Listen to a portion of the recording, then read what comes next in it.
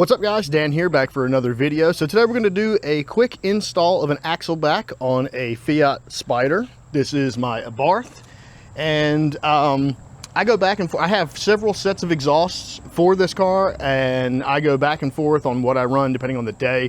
The really cool thing about the Spider is it's extremely easy and pretty quick to swap out the axleback section, and so I thought it would be handy to put a quick little tutorial to show you guys how to do that, and hopefully it will help someone. So right now I've got the complete stock exhaust on this car. It's been off and on this car, I bet 25 times, and today we are taking the stock exhaust, which is full muffler and everything. You can see that. We're going to take that rear section off and we're going to replace it with this, which is a Top Speed Pro 1 exhaust, which typically comes with resonators here and here.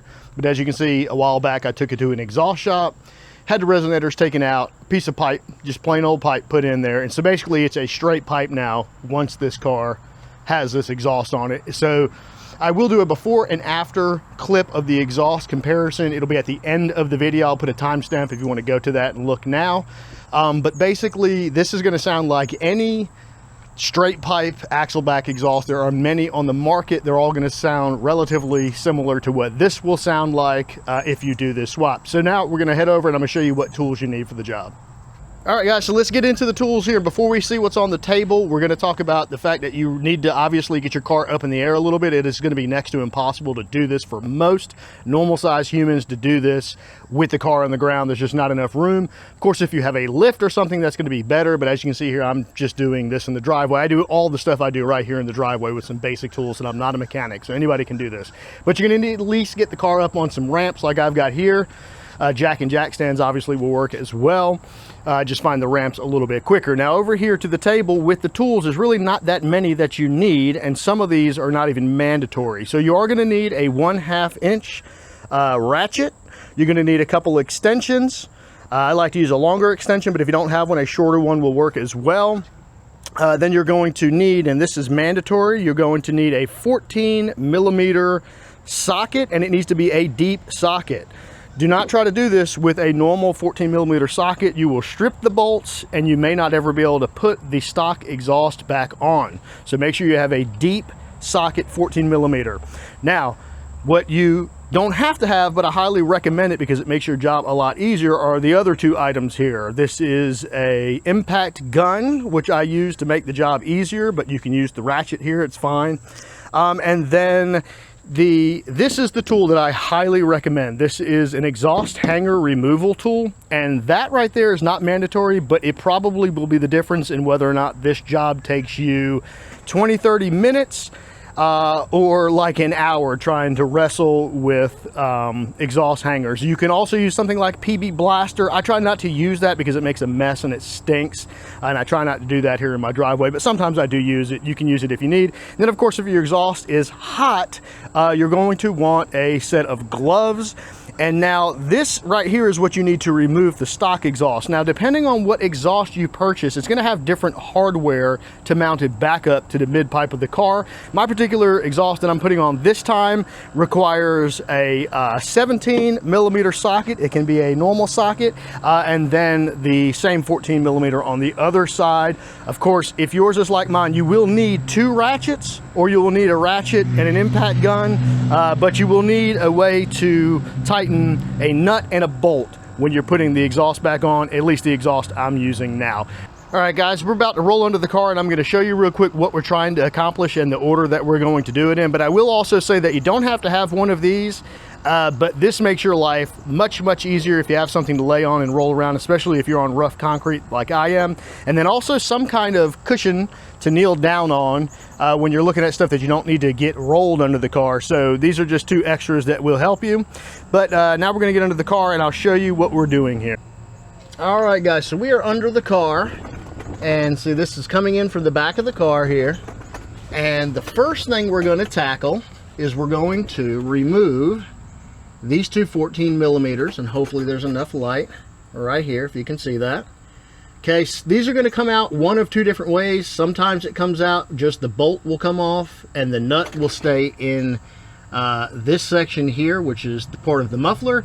Sometimes you'll find that if the nut is tight, this entire stud will come out with this bolt. That's fine too. It doesn't matter. You're just looking to get separation, but whatever comes out, make sure you keep it and don't lose it. So you're going to need an extension, and you're going to need a 14 millimeter deep socket here, and you're basically just going to back these out, and that'll give some separation here. All right, then once we get that, our plan of attack here is going to be removing the two hangers on both sides. There's two. That would be the passenger side here in the States, and then same deal over here on the driver's side. One thing you're going to want to watch out for is these wires that I believe go to speed sensors, possibly, or maybe it's something to do with the parking brake. Forgive me, I'm not 100% sure, but you're going to want to be careful, especially if you're using that tool that removes the bushings here. Don't catch those and tear them up. That's important. But that's it. Once you get that off, then you're going to kind of safely remove the muffler out of the car. So I'm going to try to film this quick and as smooth as possible, guys, but that's our plan of attack. One quick note here is if you have a Classica or a Lusso, you will have a big resonator here, but don't worry about that. They Classica, Lusso, and Abarth all bolt together right here the exact same way. So this procedure is going to be the same regardless of which one you have. So let me position this camera and we'll get started here. All right, so we're going to roll under here. And again, we are tackling removing this nut and this nut. Again, the studs may come out. That's fine. Not a huge deal. I'm going to get this one over here. You can't see this one, but just know I'm doing the same thing. This is the really important part about having, this is where you need the deep socket. You do not want to strip these bolts. All right, that one's loose. Come over here to this guy. All right, and then you just slowly wind them on out. See how the stud came out with this one? That's fine. Might have been doing that. And then you can just pull them out the rest of the way by hand. Stud came out on this one too. That's fine. All right, but now this is completely loose. All right, guys, so now we're going to tackle the driver side here in the States. The driver side rubber bushings. You can do either side. It doesn't really matter. I will say the one that's closer to the rear of the car is harder to get this tool into, so I would say do this one first and then that one, because this is going to be easier. Again, be careful of any wiring or cables. Do not hit them. So hopefully you can see this. This tool, this end just goes behind the rubber bushing. This goes into the hole right up against the metal, and you just will squeeze it just like so, and then boom, that's one off. Then you kind of finagle that. Sometimes it takes a little wiggling to get this tool out of the rubber bushing, but you can see now this bushing is free and it's loose. Sometimes it helps to have a jack under here to make sure this exhaust doesn't fall. I've done this so many times, it really doesn't matter to me.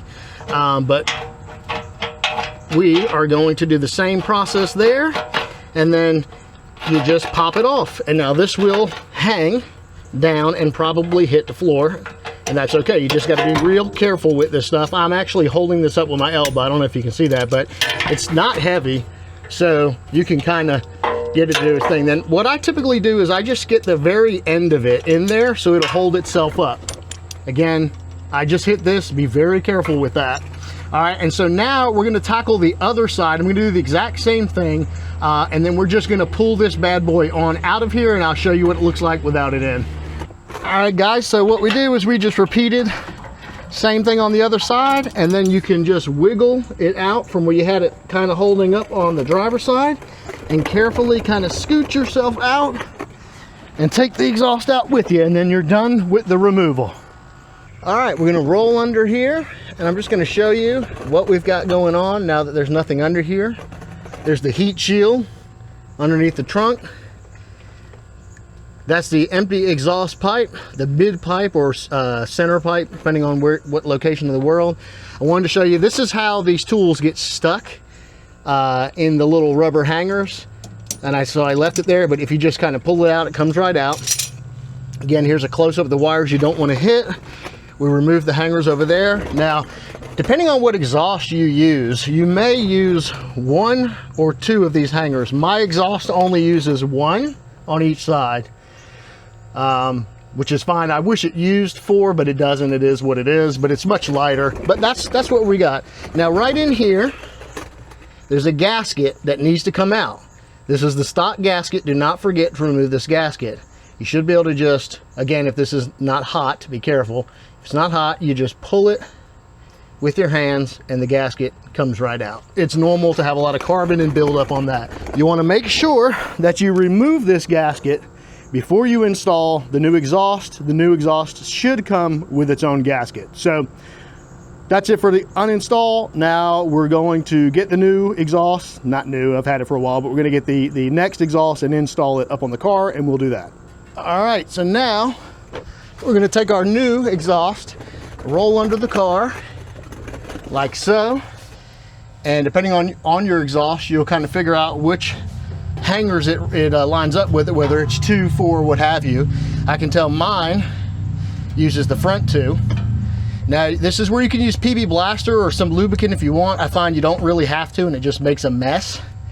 Now when you're going from an aftermarket exhaust back to the stock exhaust, it's a lot tighter fit, and that is where you may want to use some lubrication. But as you can see, this is on there.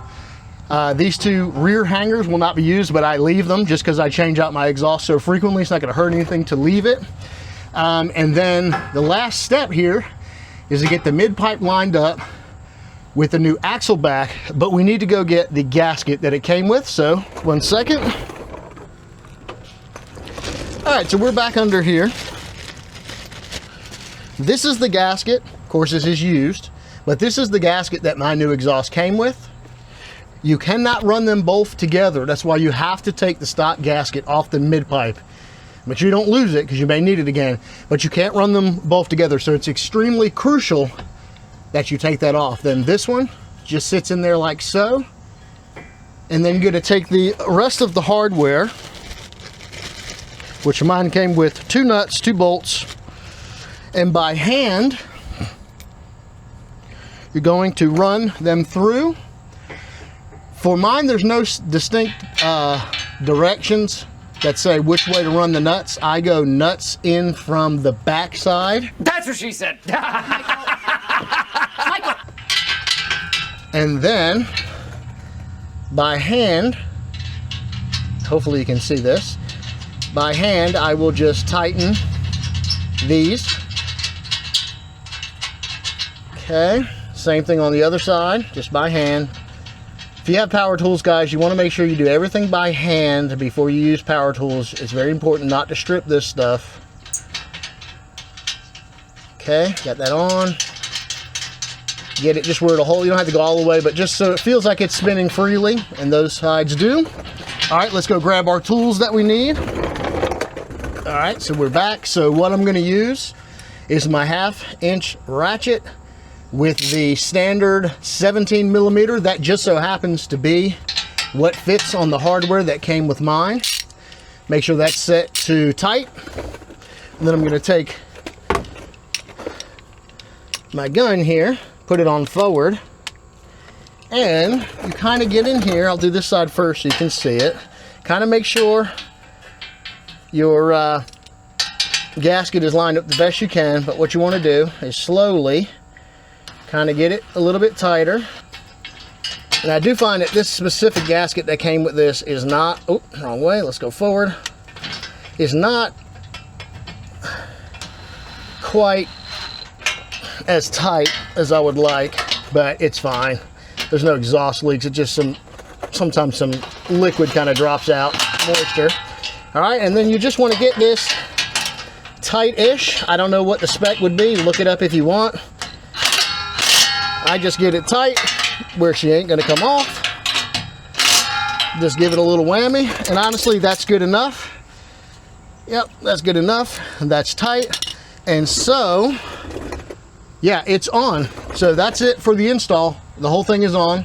And what you would do now, I'm gonna grab this guy here. Hopefully you guys can see this. What you would do now, typically, the tips would not be on the exhaust, but I never take them off. I just leave them because I got them where I wanted them.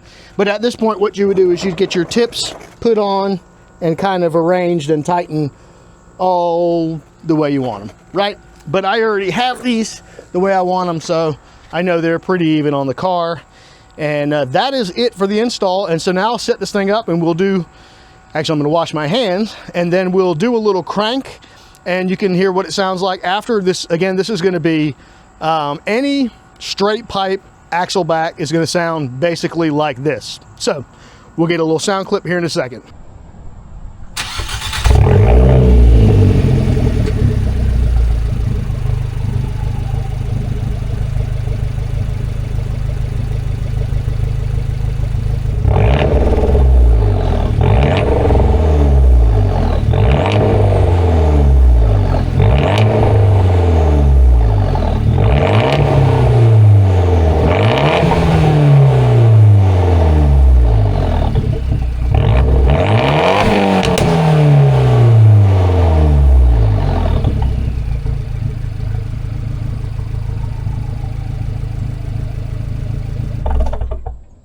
So that's it, guys. Exhaust installed.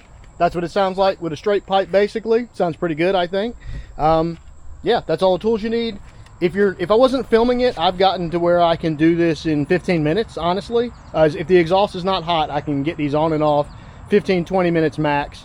And if I was really pushing it, I could probably honestly even do it quicker than that. If you've never done it before, as long as you have the proper tools, you can totally do this in an hour or less.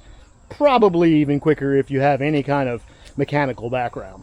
Right here on the ground too, on just a set of ramps or jack stands. You don't even have to have a lift. I've got no cover. This is just a garage. I mean, this is just a driveway with no garage. So hopefully this is helpful to you guys.